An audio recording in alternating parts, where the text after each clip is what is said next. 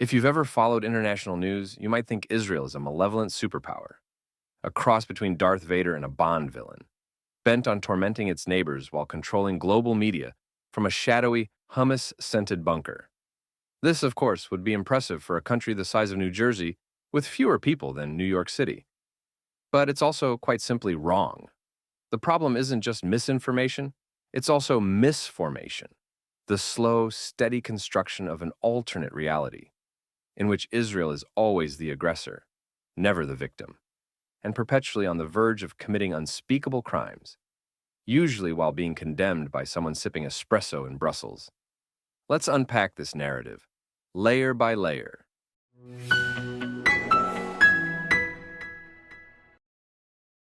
The David who was always a David. In the beginning, there were Jews, scattered, exiled, and largely unwanted. After the Holocaust, which it bears repeating, killed 1/3 of world Jewry, the surviving remnant dared to ask for a small slice of their ancient homeland. The United Nations agreed.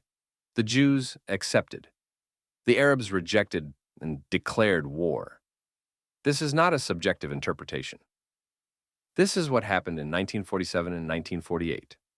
Israel was born not in conquest, but in compromise, one that its neighbors refused. 5 Arab armies invaded a day after Israel declared independence. The goal wasn't to quote-unquote resist occupation. It was to prevent a Jewish state from existing.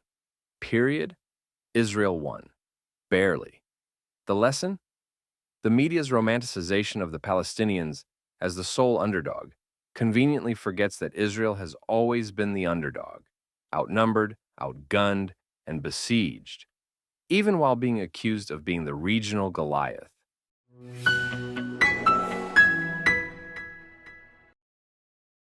Occupation, schmoccupation. Let's talk about that other magic word. Occupation. You've heard it on the news, scrawled on campus protest signs, shouted in rhythmic slogans, "End the occupation." But few stop to ask what that means. In 1967, after 3 Arab countries massed troops on its borders and explicitly threatened genocide again, Israel launched a preemptive strike and won what's known as the Six-Day War. As a result, it took control of the West Bank and Gaza, not from a Palestinian state, because there was none, but from Jordan and Egypt, respectively. Here's the kicker.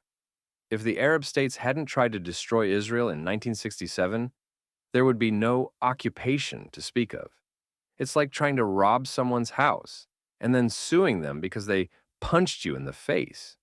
Yet the media coverage rarely includes this small detail. Also omitted is the fact that Israel withdrew from Gaza in 2005, completely. Not a single soldier, not a single settler. It even dug up graves to remove its dead. And what happened? Gaza became a launching pad for rockets, an Iranian proxy, and the setting of a real-life horror movie on October 7th, 2023, an event many journalists covered with all the urgency of a cat stuck in a tree.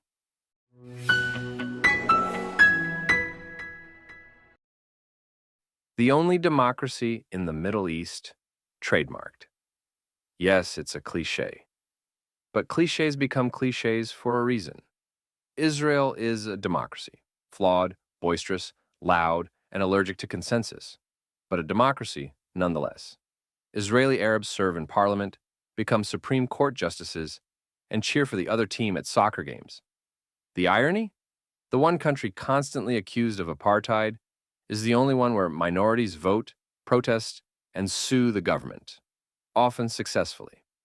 Meanwhile, the Palestinian Authority hasn't held an election since 2006. Hamas, in Gaza, banned political opposition, executed critics, and forced children to train as soldiers. But when you read the New York Times, you'd think Hamas is a ragtag group of freedom fighters operating out of a cozy socialist co-op. In truth, the media's commitment to balance often creates absurd moral equivalencies. Imagine reporting on World War II by writing, "Today, Allied planes bombed German positions after Nazi forces launched a minor blitzkrieg." That's essentially how major outlets describe Israeli responses to Hamas terror.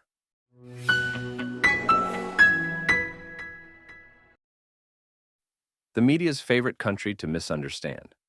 If Israel had a dollar for every time it was misrepresented in global media, it could afford to hire a better PR team, or at least a therapist.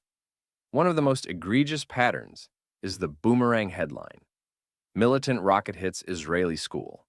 Israel retaliates. Dozens dead in Gaza.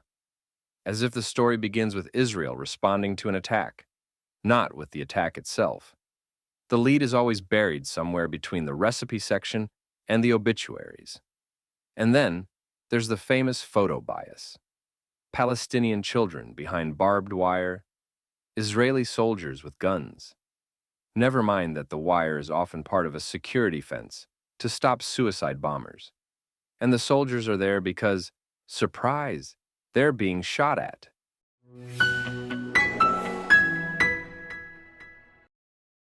The moral Olympics, where Israel always loses. Only in Israel are moral expectations cranked to superhuman levels. When the U.S. went after al-Qaeda in Afghanistan, there were civilian casualties.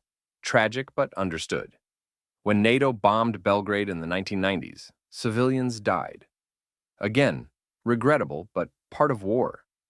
When Israel fires back at rocket launchers placed next to schools and hospitals, suddenly it's a war crime. Let's be clear. Israel uses missiles to protect its civilians. Hamas uses civilians to protect its missiles. But the media often flips the moral compass upside down, resulting in what historian Richard Landis called moral inversion, where the open society is condemned and the terrorist regime is romanticized.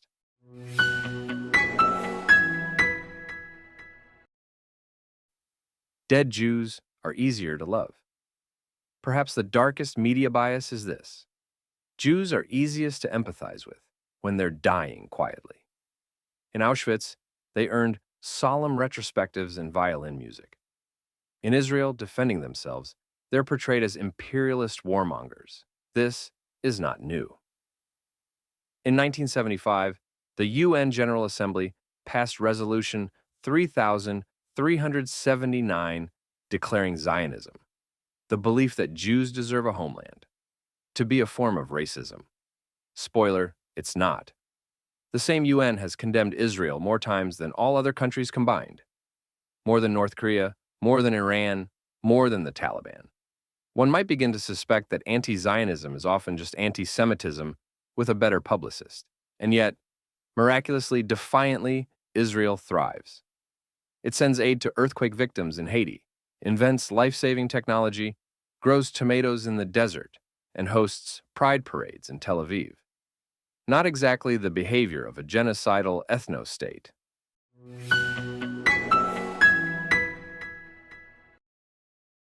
What the media doesn't cover, and why that matters.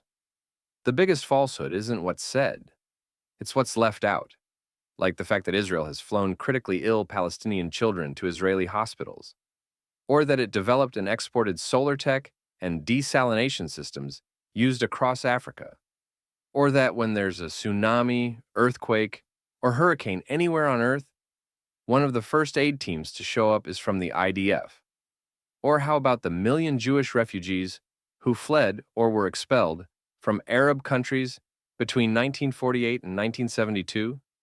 Where are their UN resolutions, their news specials, their protest movements on college campuses? Silence. Always silence.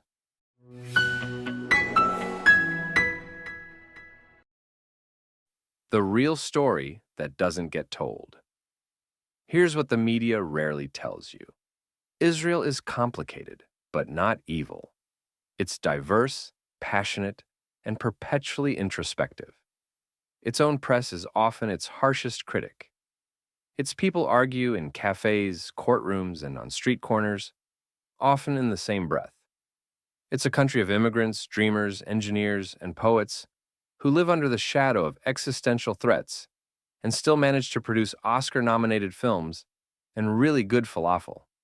If the media taught you to see Israel as a villain, maybe it's time to change the channel. Or better yet, Go see it for yourself. Talk to Israelis, visit Jerusalem, hike the Galilee, get yelled at by a cab driver. You might discover that the truth is less binary than the headlines lead you to believe, but far more interesting.